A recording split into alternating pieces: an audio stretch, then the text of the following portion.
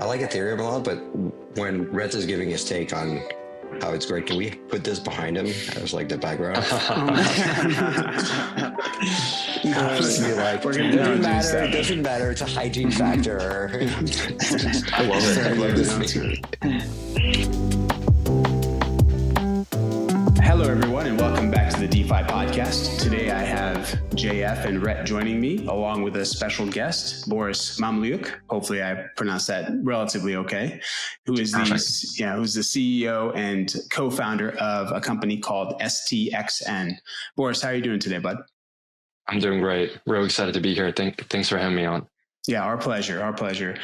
Boris has a really unique background. Prior to launching STXN, he was a tenured law professor. So I'm very interested to hear about how you ended up on chain, as well as like how you decided to start your own crypto company. So we'll get into that a little bit later. But first, let's just talk about a little bit of just high level crypto news. I mean, basically tariffs are ruining the vibes across risk assets in general and crypto specifically.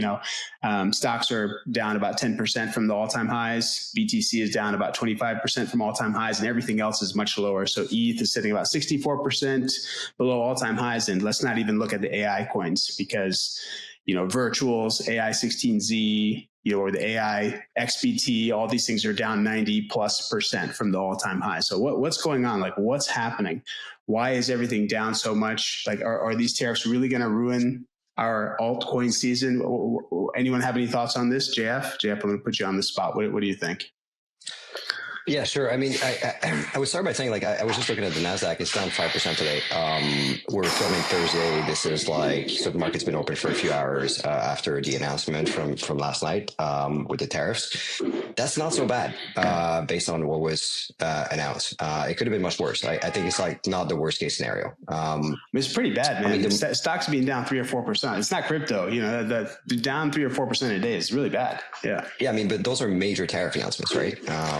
It's going to seriously hamper the way that people produce things in the US. Like if you ever run a company and like you're ordering, you're dependent on all these supplies coming in to just make your numbers work.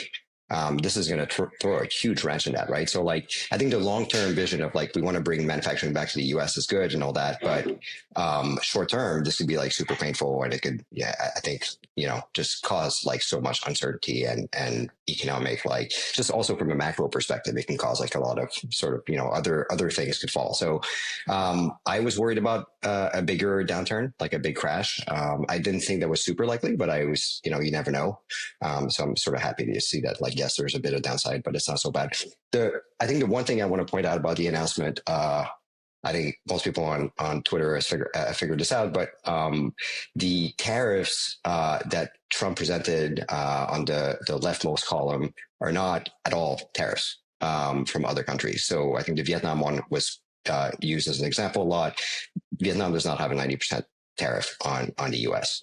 They're essentially showing trade imbalance, which is, I don't know if they're playing 4D chess and they're like, hey, let's just, put the highest number possible and then put ours. And I think directionally, like, it's possible that this kind of does what the US wants, right? Because now you can say, hey, we're going to have, let's say they have 90% tariffs, we'll have 45% tariffs, but they don't have 90% tariffs. So they have something like 15 or 20% tariffs in reality. And now you have 45% tariffs on them. So I think maybe if, the goal is to just set the table for a huge renegotiation, this does that.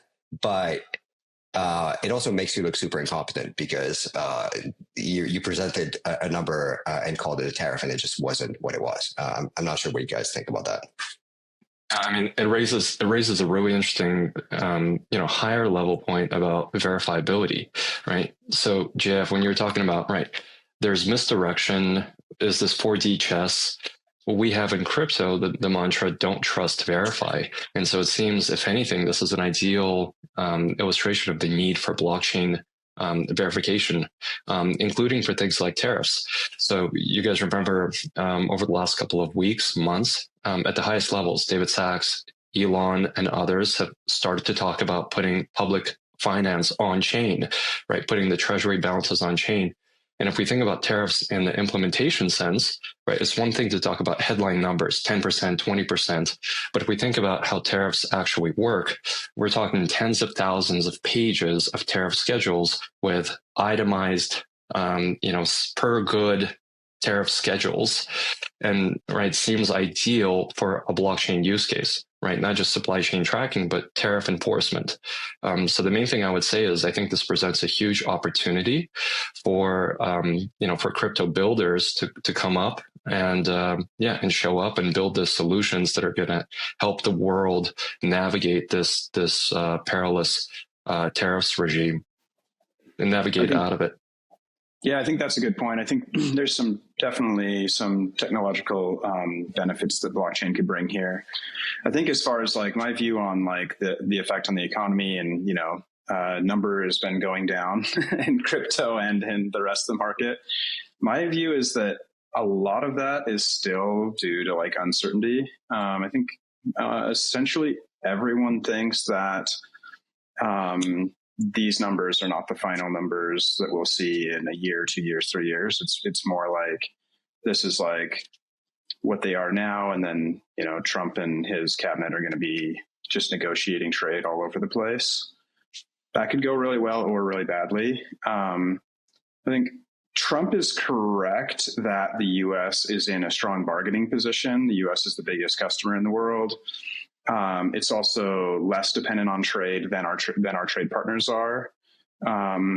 So that puts us in a good bargaining position. My preferred outcome would be our partners drop tariffs on us and we drop tariffs on them, and then we maybe leave a few in place to make sure that we onshore some key like defense industries, like drone production, for example. But other than that, I prefer just the whole world get to a lower tariff situation. I think the markets will probably stay a little bit rocky for a little while because like high tariffs and the trade implications are like not great. But what's harder, I think, for markets is uncertainty. And we still have a lot of that, I think. I agree with all those points. And look, just put yourself in the Trump administration's point of view for a second, right? Like, what's the next accountability point for them, right? It's basically the midterms. Like, if everyone is really unhappy about the state of the stock market and the economy in about 18 months, they're going to suffer for it, right? But right, like people's memories are short. So if this is a blip in the stock market, and we've had these kind of like dumps both during the Trump administration and during the Biden administration, like, we dumped for a significant number of various reasons and came back, and then no one cares, right? So like their accountability point is about 18 months away. So if they want to take the pain of a intense tariff negotiation, the time to do it is now, right? And they know, of course, the Fed is sitting on a decent amount of dry powder. Like they can cut rates a lot. When they get to zero, they can, at least from the, whether or not it's good for the whole country as a whole, something to debate. But from Trump's point of view, they can cut rates to zero. They can engage in quantitative easing again. So there's enough dry powder from the Fed if they need it. And they know that if they pass another bill on tax cuts and deregulation like they did during the first administration, that'll definitely buoy the economy. So why not take the pain right now as far away from the accountability point as they can? And then, as they get closer to the election, pump the economy back up with various other tools. This is kind of how I'm thinking about it. Maybe it's a bit of wishful thinking. I don't know. I mean, I'm definitely not cutting risk here at all. But I think the thing that's a little bit more concerning for me is that, at least like if you look at the stablecoin legislation that's coming out of committee, it doesn't look as good as I thought it was. And I know this stuff gets marked up and changed, and that it's not set in stone right now. But it does seem like some of the details of the stablecoin legislation that's coming to light is not exactly ideal. That's why I think it's probably going to change. But some certain protocols like ETH, which is very popular, and it's pushed by like some of the best VCs, Dragonfly and some other best VCs in the world. Like, it's questionable whether or not they'll be able to continue to operate. I know some algorithmic stablecoins are like going to be some forms of stablecoins that are out there are going to be grandfathered in, but it's not as, hey, you can innovate with whatever type of stablecoin you want as long as you follow some basic rules. It's not that clear, and this is, I think, the thing that's a little bit more worrying for me. I have more conviction that the general stock market will come back after the Tariff war stuff dies down. I'm not so sure about all the altcoins, so I'm trying to pick these a little bit more carefully. Yeah. Are you guys changing risk at all? Are you guys adjusting your crypto portfolios? Just staying pat? What are you guys doing? I suffer from like perma bullishness. And I was bullish when ETH was 4K, and I was bullish when it was 1K shortly after. I've been getting more bullish as number goes down. So I've not financial advice, considered taking a little bit of leverage. But yeah, I don't think that prices are going to cut in half from here. Again, not financial advice. I'm not like a short term. I don't have a lot of confidence in my short term price prediction. I'm more of like a long term person, but I've considered increasing my exposure. Yeah, same on my end. I looked recently at 2018 market highs for ETH, and we're not that far away. And to me, it's a no-brainer. So all the dry powder, what little remains, is going in and buying. This is a great opportunity to buy across the board. Okay, interesting. Even for Ethereum, interesting. Okay, so let's segue to the next topic, because Ethereum, there was some interesting conversation happening around Ethereum in the past week. I'm just going to share a tweet here that Rhett brought to my attention, which is from Kane Warwick of Synthetics. Kane is, most people probably know who Kane is, but he's the founder of Synthetics and now Infinex, which is basically a way for you to be able to trade on chain without even really having to worry about most of the stuff that you do when you do crypto. But I think 2 or 3 months ago, he kind of criticized Ethereum in the sense that, like, hey, they're not really engaging with DeFi protocol founders at all. And he even went after like Vitalik a little bit online. And then to Vitalik's credit and to the Ethereum Foundation's credit, they then kind of adjusted.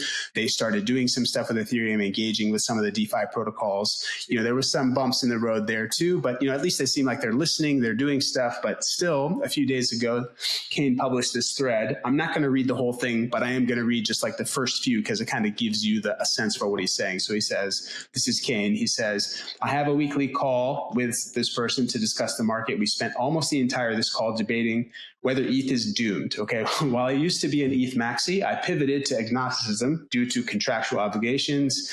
I still am deeply wedded to my ETH bags and think of them often. With that context, here's my thesis of what's causing so much pain in Ethereum land. And then he goes on to this thread, which is really worth reading. But he talks a lot about the L2 vision and the fee structure on Ethereum and why he thinks it's not working. So let's talk about this thread a little bit, talk about ETH and the details of whether or not we think the roadmap is bullish or not. And then be perfect opportunity to talk about, Boris, your company STXN, because you're kind of in this space a little bit. So thoughts on this, Rhett? I'm going to put you on the spot for this one. What did you think when you saw this thread? Yes, this is a big continuation of a lot of conversation that's been happening for a while, which is this idea that ETH needs a lot of fees or revenues in order to succeed, and the L2 centric roadmap is parasitic because these L2s don't pay a lot of fees to Ethereum. So the Ethereum net inflation has kind of gone positive again. Although if you look at it, it's even in the worst case, its true inflation is less than basically any other asset in the space, less than Bitcoin even. And so it's not like it's gone massively inflationary, just not deflationary. And I've seen different, a lot of people talking about this. Asib on the chopping block has said a few times he thinks that the L2s are bad economics for Ethereum. I even saw Justin Sun said a little while back that if he was leading Ethereum, he would start charging a lot more rent to L2s. My view is that this is just completely the wrong framing. Ethereum is not a revenue generating business. It is an emerging market currency. And I think that fees to the blockchain that get kind of expressed as your net inflation level due to EIP 1559 is an important hygiene factor. You need to have enough fees going to the blockchain to have long-term security over like the 100,000 year timeline. And security is like a necessary component, but it is not a primary fundamental like value driver. And I think we've seen that with Bitcoin. Bitcoin fees are garbage, but Bitcoin's done really well as an asset. And if you look at the other blockchains and assets out there, there's not always a strong correlation to fees and revenues. There usually is not, and I don't think there really needs to be. Like I said, it's a necessary condition to have like high enough fees to remain economically secure, but that's it. And so my view is this has nothing to do with why ETH has struggled.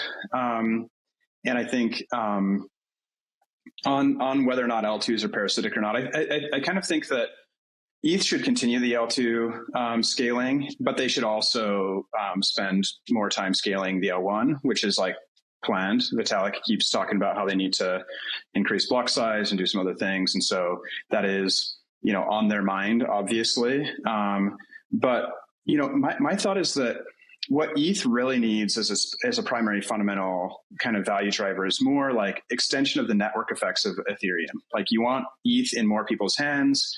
You want ETH liquidity to deepen. You want ETH to be in more DeFi protocols, backing DeFi-based stablecoins, lending, paired against liquidity, et cetera. And so like, as an example, I think if you had two L2s, one which paid massive fees to Ethereum, just way dialed up the gas fees they paid to Ethereum for settling there or posting to Blob Space or whatever.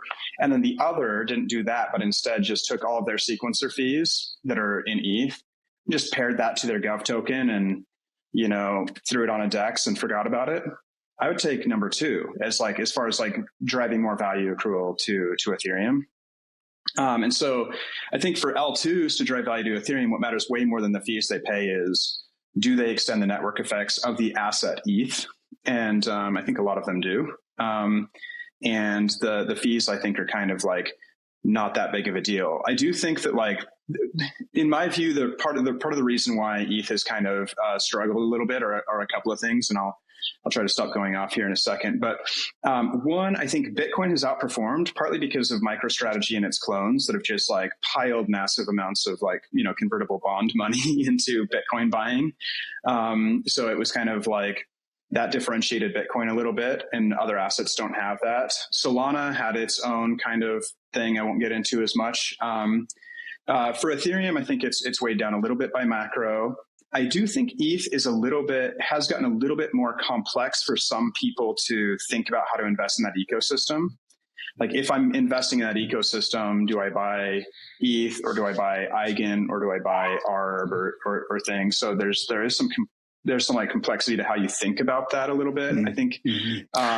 Can I just pause you Can I just pause you, because one point there is you were talking a little bit about how Bitcoin fees don't matter and it's doing great. I mean, the issue there, with that comparison for me is that everybody in the world knows Bitcoin, but almost no one even knows what Ethereum is. This is the point I think we've talked about before. But if I go outside right now and talk to 10 people and ask them about crypto, they're going to be like, yeah, how's Bitcoin doing? I'd be like, okay, Bitcoin's doing okay, but Ethereum's not doing that great. And they're going to be like, 9 out of 10 people will be like, what's Ethereum? And for us, we live and breathe Ethereum all day long, but the brand name recognition is just not there. Right. And so so that's a more important value driver than fees, is convincing more people to buy the thing and think about the thing and know what the thing is. But here's my issue, right? As soon as you get someone to push into hey, let's think about the next thing after Bitcoin. Well, the choice, there's so many choices, dude, and there's no guarantee that it's going to be Ethereum. I'm just look, I hold Ethereum, right? So I want it to succeed, but the counter argument I make is there's so many even majors to choose from, right? So it's how do you guarantee? There is no second best, Bill. Yeah. There is no second best.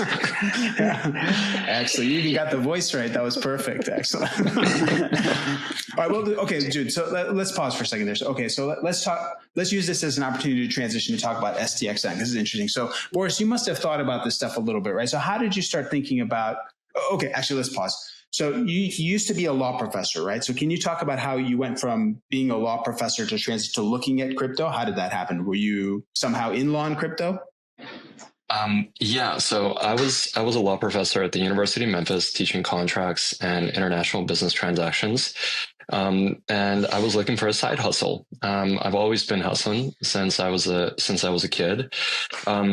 Being a law professor is really prestigious, but you got a family, you got bills to pay, and I stumbled on the Bitcoin white paper. This was 2013.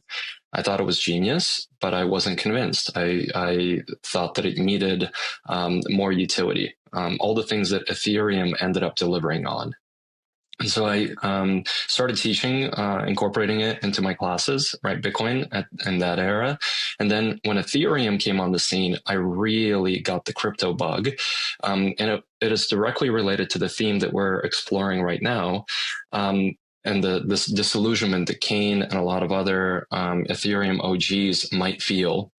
And the bug was very, very simple. I realized that, hey, here's a protocol that's promising to pay me if I contribute some value to the protocol. And so I got, as the billboards were saying, I got my old gaming computer. I spun up an Ethereum validator node, and I started mining ETH in my law school office. And sure enough, right, ka-ching, it started paying off. And so I built a bigger rig and started contributing value to the protocol. Ultimately graduated to like running miner software in the computer labs in the law school basement. And yeah, and that original promise of, what Rhett, you were saying, you got to get more people to buy crypto. If you remember, right, the original premise wasn't, hey, buy my bags. The original premise was, hey, run this software and the protocol is going to pay you. And that was the genius innovation of Bitcoin. It's what got Bitcoin off the ground. It's the genius behind Ethereum, and it's what motivates us to the present day. And so in 2018, I started Crypto Law Review, which was the first peer-reviewed online law journal at the intersection of blockchain law and policy. I've been doing crypto lawyering mostly behind the scenes ever since. And when the opportunity came to work with Vlad Zamfir and Anush Dasgupta, I'd worked with them behind the scenes for 6.5 years. By that point, I took it without a moment of hesitation. So I gave up my tenured law professor gig and went full-time crypto. And it's been the best decision professionally I could have made, period. Got it. Okay. And you left the tenured law, that job, to start STXN, or was there something else in between? Nope, that was it. To get into STXN. Yeah, STXN was in smart transactions, was in stealth development for 3.5 years. So again, with Vlad Zamfir, Anush Dasgupta, this is really like frontier Ethereum tech. For those who may not know Vlad and Anush's work, even before Ethereum, they were OG Bitcoiners. So thinking hard about like protocol economics, all the same issues that we're discussing right now, right? Those issues never went away. How to make a sustainably profitable protocol, how to create that virtuous economic flywheel that's self-sustaining, right? That's constantly like the widening gyre, how to grow the pie. And STXN was like a frontier Ethereum project. And when it came time to commercialize it, we raised a seed, a 5.5 million seed in 2023, incorporated a company, and are growing now and are doing a follow-up fundraise. Awesome. Okay. Now, could you just walk me through, from a very pedestrian point of view? I mean, I did, it sounded like basically from a very high level, and I'm probably going to butcher it, but it was like basically making the fee management part of submitting transactions to Ethereum much easier to manage somehow. Because I mean, if you ever try to use Ethereum, especially when everyone is trying to use Ethereum, although we don't really have that problem that much right now, but it certainly in the past has been a big issue, right? It's a disaster, and people can, a lot of failed transactions, a lot of money spent on ETH that basically just goes to waste. It can be very frustrating. People, I mean, I've literally seen people submit transactions that fail where they spend thousands or even tens of thousands of dollars trying to get something through, right? Oh, absolutely. I'm sorry, that's happened. So can you just walk me through like STXN's main idea? What kind of like, how does it fix this problem? What is it that's actually happening? Absolutely. So, the problem, you nailed it, right? Huge failure rates. This is a data point. It's Consensus's own estimate. from less than a year ago. So the failure rate for transactions submitted through MetaMask was north of 15%. So 1 in 6 transactions was failing for various reasons. We don't need to get into those, but by any measure, that's a horrible failure rate. And on top of failing, of course, expensive. And so the solution, and this, we're not unique in this space, is faster, cheaper, more secure transactions. And Consensus itself, for instance, introduced their own approach to smart transactions. So we have a partnership with them from last year. So right now, every fresh install of MetaMask comes preloaded with smart transactions. It's toggled on by default. You may not know it. It was just automatic. And right now, the solution in the MetaMask implementation is 99.97% transaction inclusion, much cheaper, MEV resistant, etc. And the question that raises, of course, is at what are the trade-offs? At what cost? And at a very high level, right, we can sort of think of it as those high transaction inclusion rates, those cheaper fees, et cetera, are all at the cost of decentralization. So a lot of that order flow, a lot of that transaction flow is going through increasingly private plumbing. Smart transactions in the STXN sense is all about public infrastructure. So we are of Ethereum. We came up with Ethereum. We believe in the public essence of Ethereum. And so the public mempool, while yes, it opens up this MEV Pandora's box, and you can see my shirt, right? MEV, yes, it has horrible side effects, but it also offers a lot of positive. And so our job in partnership with Consensus is to develop a public decentralized solver network that can do this increased bandwidth, reduced latency, transaction batching, processing, sequencing, but doing so in a maximally decentralized, maximally secure fashion. That's the smart transactions vision at a deep infra level. And we have some sort of high level ways that we differentiate ourselves. Very interesting. I'm kind of curious about the MEV mitigation stuff, given you're probably not using like Flashbots or other like private mempools. How does that specific piece work? Yeah. So right now we've got what we're calling the Ethereum time machine. And the Ethereum time machine, you can read about it on mevolution.io. It's our interactive white paper. The Ethereum time machine, it's an approach to sort of public mempool processing, but with a flash transaction capability. So if you think about like flash transaction, flash loans, and we extend that from a single block to multi-block flash loans, that's what we're getting off the ground. And the very important disclaimer, because the folks who are listening to your podcast are insiders, like this is crypto's crypto, right? So the very big disclaimer is this is obviously a very difficult challenge technically. And so this isn't something, we're the first who will say this isn't going to have like a single solution. This is an ongoing process. And so what we're asking and inviting the ecosystem to do is work on this together, along with Flashbots and other ecosystem players, behemoths, right? The consensus is to figure out a solution that works. Because what we do know, and Rhett, you're anticipating this with your question, what we do know is the private plumbing pathway is absolutely not viable. It's insecure and like across the spectrum, including legally. It's just like trivially easy to capture.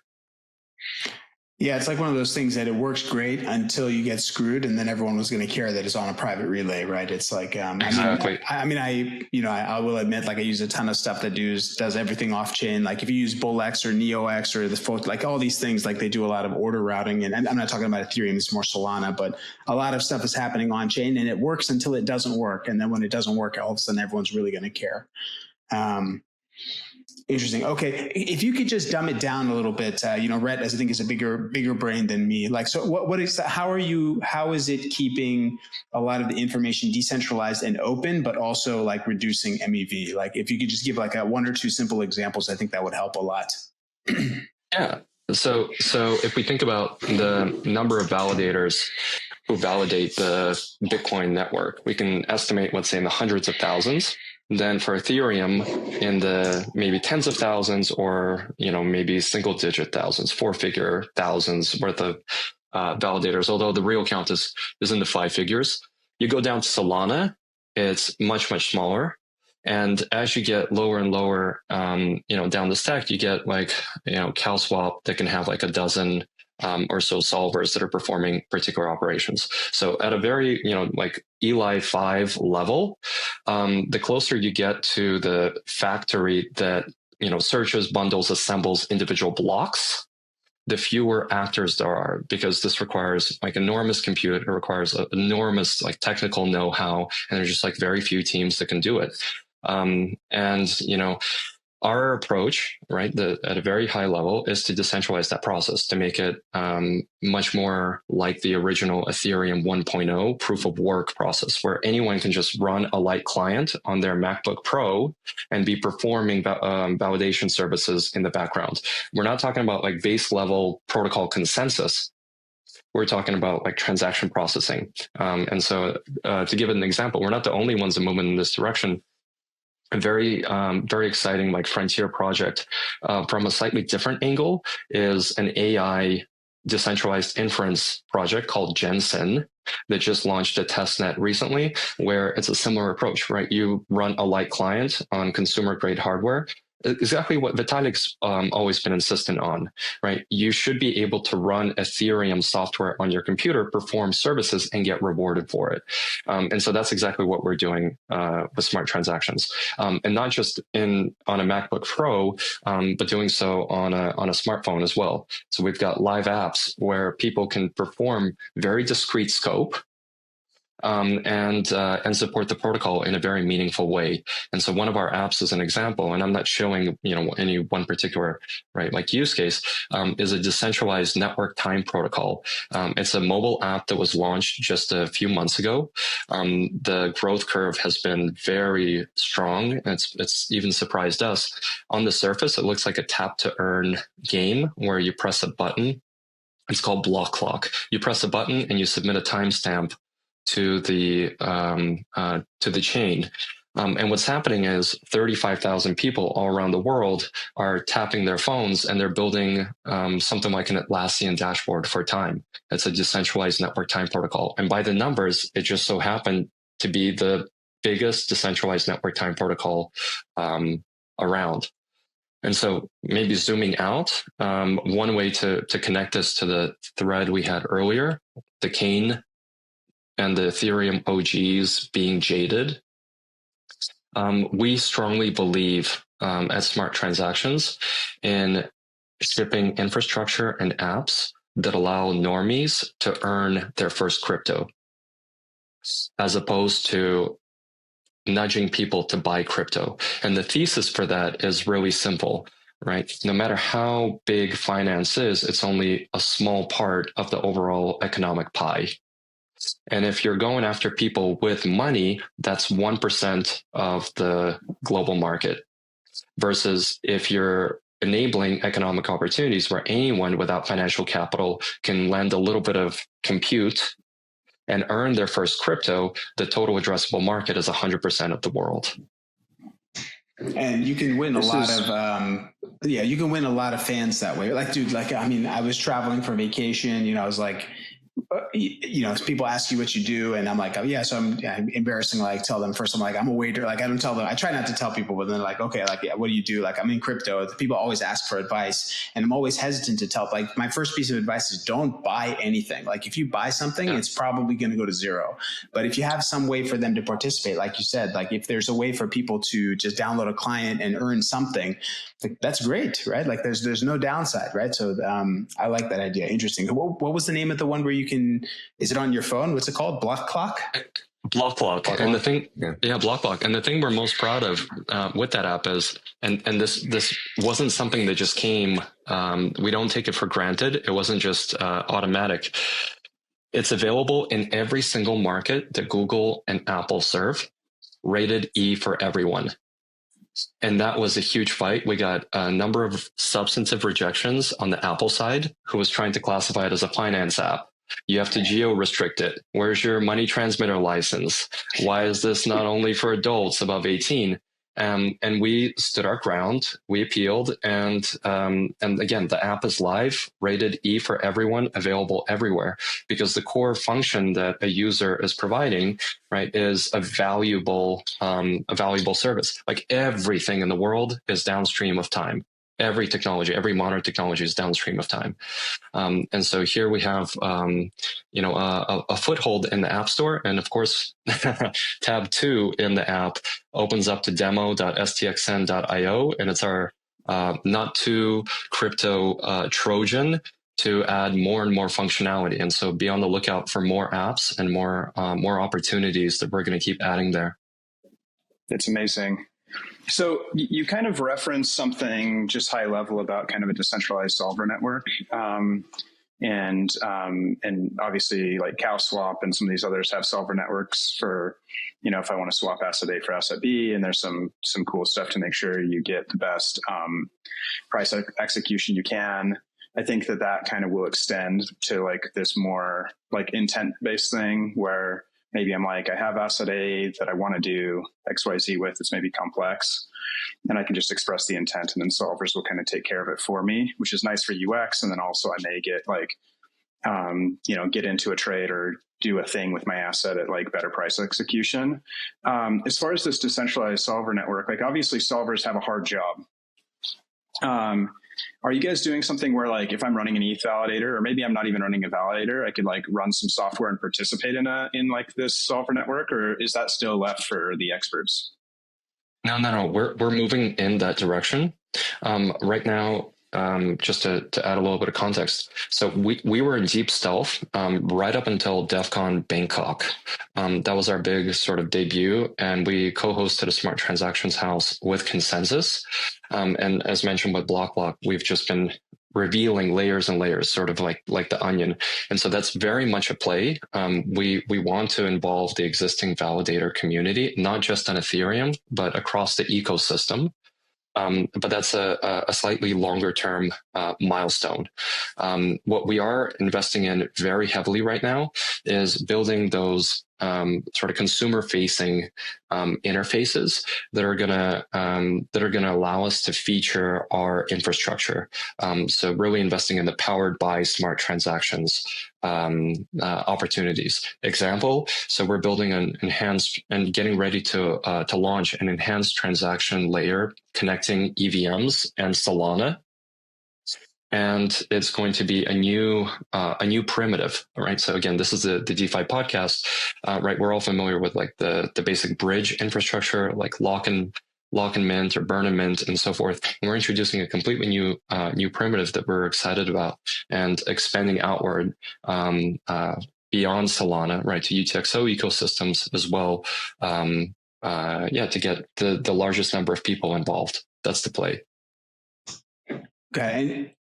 And I saw something about basically making it so that you could have conditional execution of some transactions. Could you talk about that a little bit and like why you think that would be useful? So for example, like if I'm remembering correct, it was like Bill sends, Boris, 1 ETH if some conditions are met, and you can set, like these type of like conditional transactions that are happening on chain or that you're trying to make happen on chain. Yeah, thank you so much for asking. So, that sort of conditional logic in DeFi has been live for years, both on mainnet as well as on L2s. That's like the on-chain limit order. What we're talking about is opening that up and making it like arbitrary. You can code any sort of conditional logic, not just something to do with price oracles. So to give examples, collective bargaining type arrangements. So buy X token only if 15 of my friends in this social circle, in my social graph, have this token in their wallet. So it's not necessarily like price dependent. It might be a condition having to do with your social graph. You can have very sophisticated like timing logics, like very long time horizons. And one way to think about it is the elevator pitch of smart transactions is it puts the power of smart contracts in individual transactions. So at a very atomic level, you can program transactions to execute like literally limitless number of functions. It's giving much more composability, much more utility. And again, to be very clear, we're not the only team that's working on this. This is really the frontier. This is now Vitalik's EIP 7702 that's moving in this direction, opening up this new category of smart accounts where an EOA can, in a flash, turn into a smart contract, perform smart contract type functions, stay as a smart contract, or extinguish itself and go back to being an EOA. Or similar efforts in 4337 land and account abstraction and smart wallets. Our approach with smart transactions is just at a very low level, right? Fundamentally, just rethinking Ethereum transactions like EVM transactions and making them programmable. Understood. I mean, dude, if you can take the average failure rate and bring it down and make the probability of wasted ETH on transactions, smooth, much less onerous. I mean, I think already that would be a big win. Exactly. And it's not only just so we're clear, right? It's not only on Ethereum where we have these massive costs and these failure rates. Like, we're all degens, right? So if you take a look at your like transaction history on Phantom, like during a hot, meme launch, my transaction failure rates on Phantom, on Solana, yeah, like the gas might be cheaper, but they're as big as they are in EVM land. And so it's a problem that exists across the ecosystem. And of course, the solution space offers a lot of opportunity. I don't know if this is still accurate, but I've heard that something like 60% of all Solana transactions are failed. Now, most of those, I think, are like attempted ARB transactions by bots. I don't know what it is for individuals. Probably hard to parse out. But yeah, I think it's probably even worse on some of those chains. I mean, the issue is often that I use Solana a lot. I would say 95% of my transactions pass, but the 5% of the transactions that don't pass are the ones that I really need to go through. Like, it's when I really need to use it, like at the really critical time when I know I really want to do something, then the failure rate's like 70% or something. It's really frustrating. And it's not just a Solana issue. Like, I'm not picking on them. Like, it's a blockchain issue. Like, when everyone wants to use it, it gets complicated, right? Like, the user experience is super important. Like, okay, random aside, but like if you've ever used the Uniswap app on the iPhone, it's incredible for one really simple reason. Like, they charge a lot. Like, I don't like using it, but if you just submit a transaction and look at the app, like, it tells you what's happening in a very clear, like, human readable format. Like, I don't know why everyone doesn't do that. It's like, it would just be incredible if people did that, but I don't know. Exactly. And as we enter the AI age, I mean, again, we're all crypto natives, but just by inference, we're all like hardcore frontier AI natives as well. Right. And your listeners as well. And so in UX terms, all of us, I think, can see where this is headed, where, instead of the Uniswap app, we're interacting with agents that we're instructing to, pursue particular strategies with a specific wallet. And I'll be the first to raise my hand. Like, I've tried this with ChatGPT operator, where I've given, a private key to a specific, wallet with a low value, but just to try to nudge it in the direction of doing degen stuff. I'm training my dragon to be a degen. And of course, it categorically refuses it. Yeah. Right. Of course. I can't do that. But it's only going to be a matter of time before some crack team, cracks that UX. And that's going to be glorious. And of course, right, on the back end, the infrastructure that's needed to support that torrent of new transaction volume is going to grow higher. And so the demand driver is there, and we hope to be a strong driver on the supply side. Very cool. Very cool. It's big brain stuff. Honestly, I got to spend some time more like look at the actual nitty gritty of what's going on, but it's not exciting stuff.